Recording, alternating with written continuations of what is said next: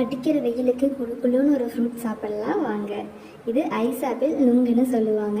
இதில் water content நிறையா இருக்கிறதுனால பாடியை கூல் பண்ணி நல்லா ஹைட்ரேட்டடாக வச்சுக்கோங்க.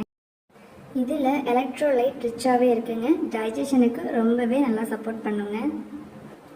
நல்ல ஒரு எனர்ஜி பூஸ்டர், வெயிட் மேனேஜ்மெண்ட்டுக்கு ரொம்பவே யூஸ்ஃபுல்லாக இருக்குங்க. லோ கலரிஸ் தான். நுங்கு நல்லா ஃப்ரெஷ்ஷாக க்ளீன் பண்ணி சாப்பிடுங்க. சுகர் பேஷண்ட்டாக இருந்தீங்கன்னா நுங்கு கொஞ்சம் கம்மியாக எடுத்துக்கோங்க. ப்ரெக்னென்சி டைமில் நுங்கு சாப்பிட்றது ரொம்பவே நல்லது.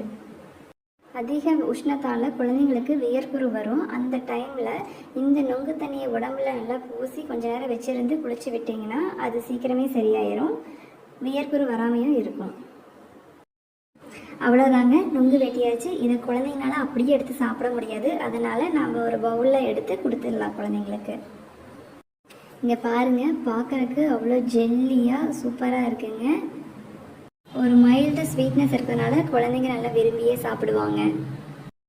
இதில் பொட்டாசியம், கால்சியம், அயன்னு நிறைய நியூட்ரிஷன் இருக்குதுங்க. தோல் சுத்தமாக நீக்கிட்டு குழந்தைகள்லேருந்து பெரியவர்கள் வரைக்கும் எல்லாருமே சாப்பிட்லாங்க. தேங்க்ஸ் ஃபார் வாட்சிங்.